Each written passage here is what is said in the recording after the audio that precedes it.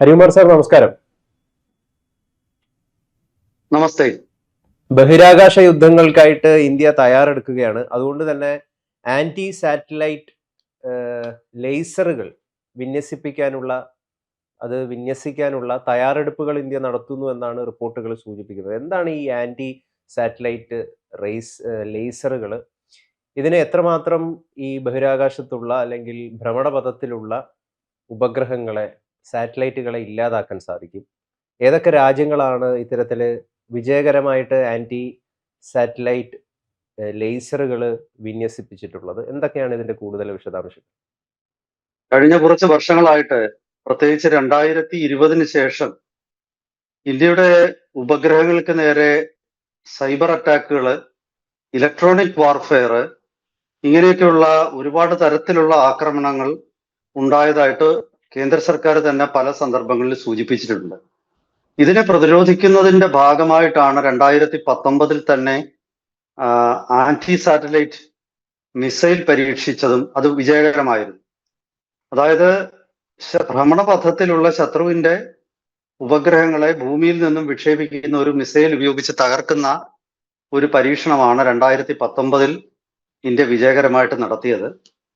പക്ഷേ അതൊരു kinetic kill എന്ന സാങ്കേതിക പദം കൊണ്ട് വിളിക്കുന്ന ഒരു ഫിസിക്കൽ അറ്റാക്കാണ്.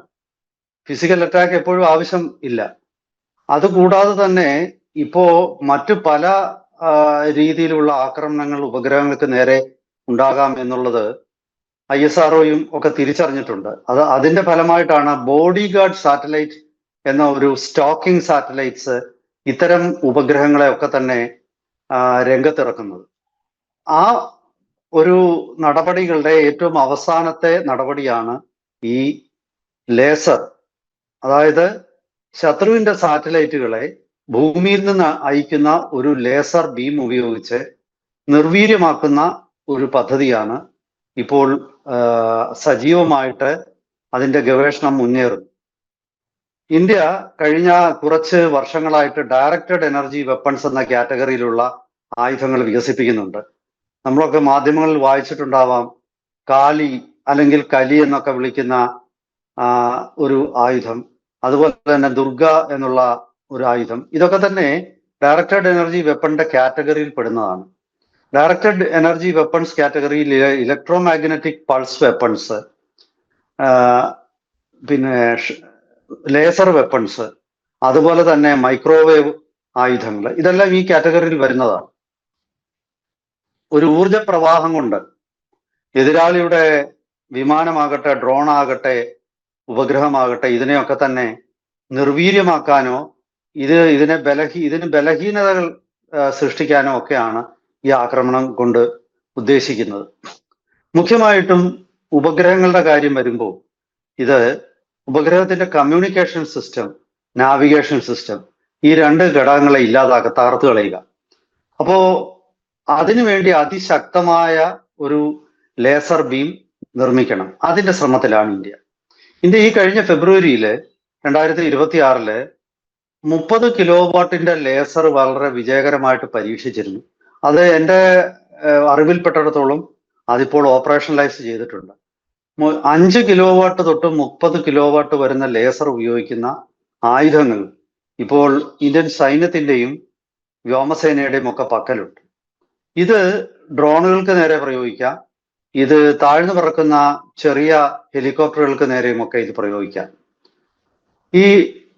ഇത്തരം ലേസർ ബീമുകൾ സ്വാഭാവികമായിട്ടും ഈ ലേസർ ആയുധങ്ങൾക്ക് 100 കിലോവാട്ടിന്റെ ശക്തിയുള്ള ലേസർ ആയുധം വികസിപ്പിച്ചാൽ നമുക്ക് ഉപഗ്രഹങ്ങളെ ബ്ലൈൻഡ് ചെയ്യാമെന്ന് പറയാം, ഡാസിൽ ചെയ്യാമെന്ന്. അതായത് ഒരു ഉപഗ്രഹത്തിന്റെ ക്യാമറകളോ കമ്മ്യൂണിക്കേഷൻ സിസ്റ്റമോ ഒക്കെ തൽക്കാലത്തേക്ക് നമുക്ക് പ്രവർത്തനരഹിതമാക്കാം.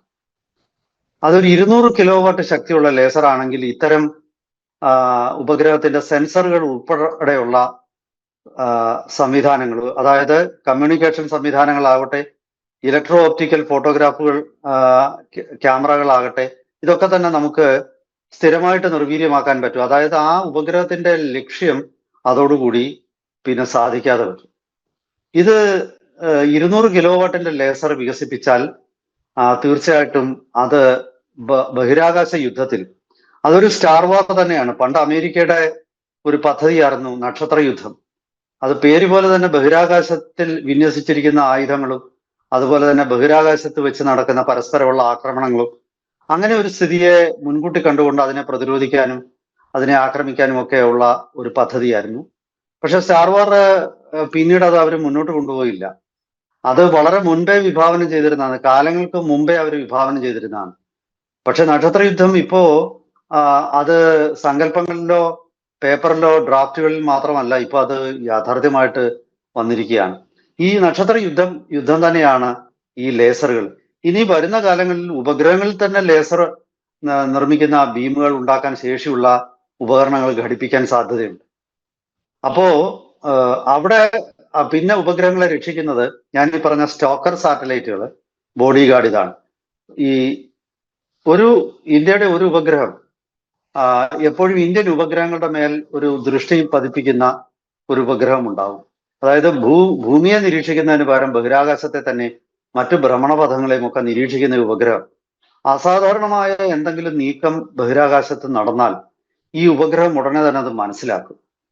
അതായത് ഇപ്പൊ ഒരു ഫിസിക്കൽ കില്ലിന് വേണ്ടി ഇന്ത്യൻ ഉപഗ്രഹത്തിന്റെ നേർക്ക് മറ്റേതെങ്കിലും ഒരു രാജ്യത്തിന്റെ ഉപഗ്രഹം വരികയാണ്, അവര് പറയും ഞങ്ങൾക്ക് ഇതിന്റെ നിയന്ത്രണം നഷ്ടപ്പെട്ടു പോയി എന്നൊക്കെ പറഞ്ഞ് അവർ കൈയൊഴിയും. അപ്പോ ഈ ഇന്ത്യൻ ഉപഗ്രഹം ഇത്തരം അസാധാരണമായ ചലനങ്ങൾ മുൻകൂട്ടി തന്നെ കാണും. മറ്റൊരു ഭ്രമണപഥത്തിലുള്ള ഉപഗ്രഹം അതിന്റെ ഇൻക്ലിനേഷനോ അതിന്റെ ഭ്രമണം ഉദ്ദേശിച്ചിരിക്കുന്ന കോർഡിനേറ്റ്സിൽ നിന്ന് മാറി അത് സഞ്ചരിക്കാൻ തുടങ്ങിയോ അതിന്റെ വേഗത പതിവില്ലാത്ത വിധം വർദ്ധിക്കുകയോ ഒക്കെ ചെയ്യുന്ന കണ്ടാൽ ഉടൻ തന്നെ ഭൂമിയിലെ കൺട്രോൾ സ്റ്റേഷനുകളിലേക്ക് ഈ ഉപഗ്രഹം ഈ വിവരം കൈമാറും.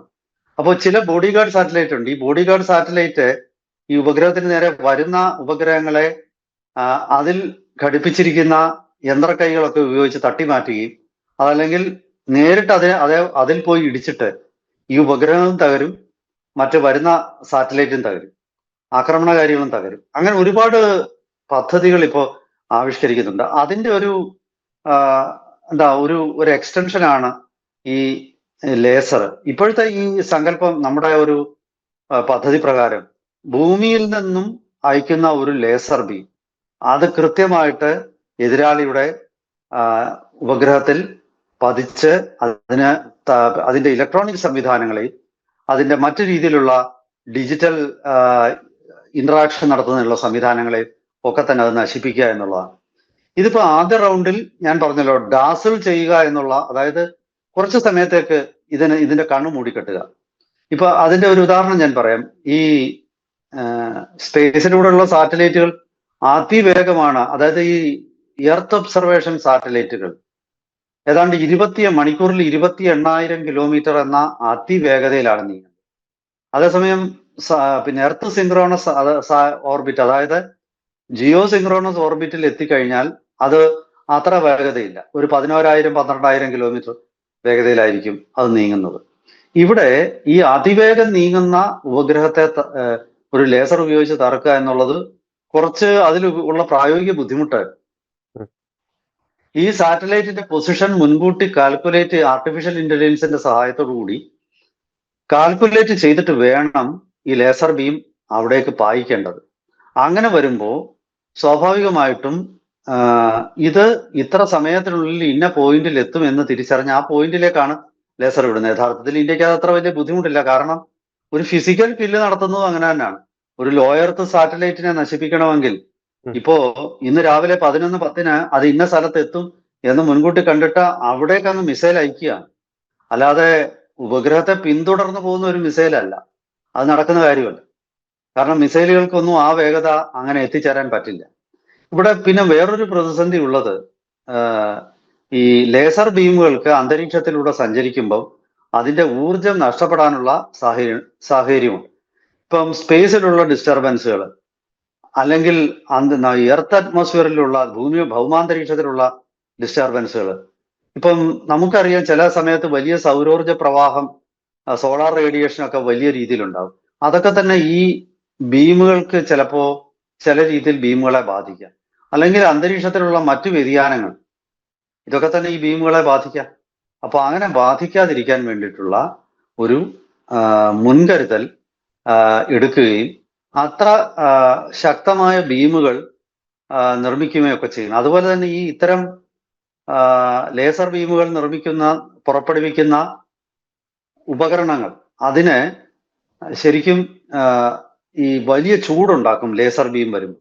അപ്പൊ ഈ ചൂടിനെ അതിജീവിക്കുന്ന കോമ്പോസിറ്റുകളായിരിക്കും. ഇപ്പൊ ജെറ്റ് എഞ്ചിൻ നിർമ്മിക്കുമ്പോൾ ആ ജെറ്റ് എഞ്ചിനിലെ ഈ പറയുന്ന ഹോട്ട് സെക്ഷനുകളിലൊക്കെ ഇതിനെയൊക്കെ അതിജീവിക്കുന്ന ബീം പിന്നെ അലോയ്കൾ നിർമ്മിച്ചിട്ടാണ് നമ്മൾ സാധാരണഗതിയിൽ ഇതിനെ ഈ കനത്ത ചൂട് ചിലപ്പോൾ ഒരു 2000 ഡിഗ്രി ഒക്കെ ഓളം ഉയരുന്ന ചൂടിനെ ആ ചൂടിൽ ബാക്കി പല ലോഹങ്ങളും ഉരുകിപ്പോകാനുള്ള സാധ്യതയുണ്ട്. അങ്ങനെ ഉരുകിപ്പോകാതെ ഇതൊക്കെ തന്നെ വളരെ സ്റ്റേബിൾ ആയിട്ട് നിൽക്കുന്ന, അതുപോലെ ബീമിന്റെ സ്റ്റെബിലിറ്റി വേണം. ആ ബീം പലപ്പോഴും സ്റ്റേബിൾ അല്ലാത്ത രീതിയിലുള്ള ബീമുകളാണെങ്കിൽ അവിടെ ബുദ്ധിമുട്ടുണ്ടാകും. ഇങ്ങനെ ഒരുപാട് ഫൈൻ ട്യൂണിങ് ഈ ബീമുകളുടെ കാര്യത്തിൽ, ലേസർ ബീമുകളുടെ കാര്യത്തിൽ ഉണ്ടാക്കണം. ഇനി നമുക്ക് ഇത് എത്ര കൊല്ലം എടുക്കും ഈ ആയുധം ഓപ്പറേഷണലൈസ് ചെയ്യാൻ എന്നുള്ളൊരു ചോദ്യമുണ്ട്. അതുകൂടെ മറുപടി പറഞ്ഞിട്ട് നമ്മുടെ ചർച്ച നമുക്ക് അവസാനിപ്പിക്കാമെന്ന് തോന്നുന്നു. ഇപ്പോ ഞാൻ പറഞ്ഞല്ലോ, ഇന്ത്യയുടെ കൈവശം ഇപ്പോൾ ഒരു 30 കിലോ വാട്ട് ശക്തിയുള്ള ലേസറുകൾ ഉണ്ടാക്കുന്ന ഉപകരണങ്ങൾ ഉണ്ടായിട്ടുണ്ട്. അത് വിന്യസിച്ചിട്ടുമുണ്ട്. അതായത് ചെറിയ സ്വാം ഡ്രോണുകൾക്കൊക്കെ നേരെ പ്രയോഗിക്കാൻ പറ്റുന്ന ലേസറാണ്. ഈ 50 കിലോ വാട്ട് ലേസർ മിക്കവാറും നമുക്ക് ഏതാണ്ട് 2027 പകുതിയോടുകൂടി 50 കിലോ വാട്ട് ലേസർ നമ്മൾ പരീക്ഷണം നടത്തും എന്നാണ് കരുതപ്പെടുന്നത്.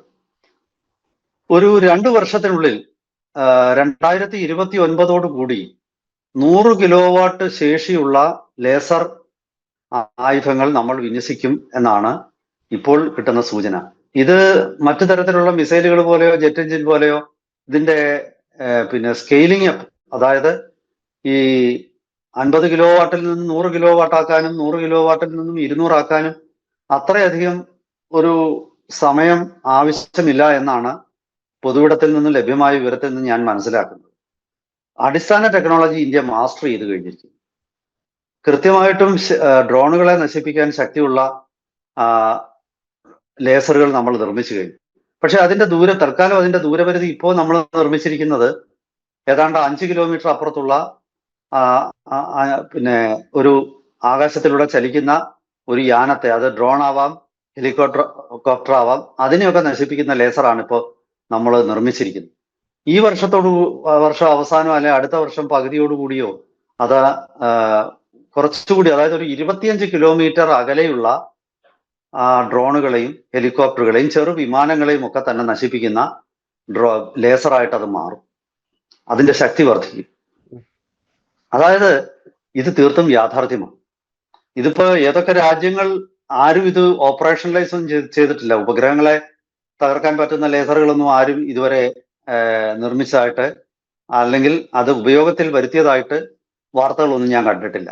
പക്ഷേ ചൈന, US, റഷ്യ, ഈ 3 രാജ്യങ്ങളും നമ്മളോടൊപ്പം തന്നെ ഇത്തരം ലേസറുകൾ വികസിപ്പിക്കാനുള്ള ഒരു കഠിന പരിശ്രമത്തിലാണ്. ഈ രാജ്യങ്ങളെല്ലാം തന്നെ പരസ്പരം വലിയ മത്സരത്തിലാണ് ഇത്തരം ലേസറുകൾ നിർമ്മിക്കുന്ന കാര്യത്തിൽ. ഇന്ത്യ ഒട്ടും പുറകിലല്ല. അപ്പോ ഞാനിവിടെ എടുത്തു പറയാൻ ഉദ്ദേശിക്കുന്ന ഒരു കാര്യം, ഈ അത്യന്താധുനിക ആയുധങ്ങളുടെ കാര്യം വരുമ്പോൾ അത് ഹൈപ്പർസോണിക് മിസൈലുകളാകട്ടെ, ഡയറക്റ്റഡ് എനർജി വെപ്പൺ കാറ്റഗറിയിൽപ്പെടുന്ന ലേസറുകളാകട്ടെ, അതല്ലെങ്കിൽ മൈക്രോവേവ് ആയുധങ്ങളാകട്ടെ, ഇത് ഏത് ആയുധങ്ങളാണെങ്കിലും ഇന്ത്യ ലോകത്തിലെ വൻ ശക്തികളോടൊപ്പം തന്നെയാണ്. നമ്മൾ ഒരു ചുവട് പോലും പിറകിലല്ല. ഇനി വരുന്ന വർഷങ്ങളിൽ ഒരു 10 വർഷത്തിന് ശേഷം അണ്വായുധങ്ങളുടെ പ്രസക്തി ഇന്നുള്ളതിന്റെ പകുതി പോലും കാണില്ല എന്നാണ് ഇപ്പോൾ കരുതപ്പെടുന്നത്. കാരണം ഡയറക്റ്റഡ് എനർജി വെപ്പൺ വന്നു കഴിഞ്ഞാൽ ഒരു അണ്വായുധം കൊണ്ട് വരുത്താവുന്ന നാശനഷ്ടം അതേ അളവിൽ ആ നാശനഷ്ടം വരുത്താൻ ഇത്തരം ആയുധങ്ങൾക്ക് സാധിക്കും. ഒരു 500 കിലോ വാട്ട് അല്ലെങ്കിൽ ഒരു 800 കിലോ വാട്ടിന്റെ ഒരു ലേസറിന് ചിലപ്പോൾ ഒരു നഗരത്തെ തന്നെ ചുട്ടുകരിച്ചു കളയാൻ വളരെ ലളിതമായിട്ട് സാധിക്കും. അത്തരം ഒരു ഉപകരണം ഘടിപ്പിച്ചിട്ടുള്ള ഒരു ഉപഗ്രഹം നിശ്ചയമായിട്ടും, അല്ലെങ്കിൽ ഒരു ഡ്രോണ്, അതൊക്കെ ശരിക്കും ഒരു അണ്വായുധത്തെക്കാൾ വലിയ ഭീകരത ആവുന്ന ഒരു കാലഘട്ടം വരാൻ പോവുകയാണ്. അപ്പോ അണ്വായുധങ്ങൾക്ക് അപ്പുറത്തേക്ക് പോകുന്ന ഒരു ലോകത്തിന്റെ ഭീകരതയാണ് ഈ ഡയറക്റ്റഡ് എനർജി വെപ്പൺസ് നമ്മുടെ മുന്നിൽ കാണിക്കുന്നത്. അപ്പോ ഇതിന്റെ കൃത്യമായ ശക്തി നിയന്ത്രിച്ചുകൊണ്ട് ഇൻഫ്രാസ്ട്രക്ചറിന് ഒന്നും കുഴപ്പം വരാതെ, അതായത് കെട്ടിടങ്ങൾക്കോ അതല്ലെങ്കിൽ വാഹനങ്ങൾക്കോ ഒന്നും കുഴപ്പം വരാതെ മനുഷ്യന് മാത്രം കുഴപ്പം വരുന്ന രീതിയിലേക്ക് ഡ്രോണ്, ഇത്തരം ലേസറുകൾ അല്ലെങ്കിൽ ഡയറക്റ്റഡ് എനർജി വെപ്പൺസ് രൂപപ്പെടുന്ന കാലം അതിവിദൂരമൊന്നുമല്ല.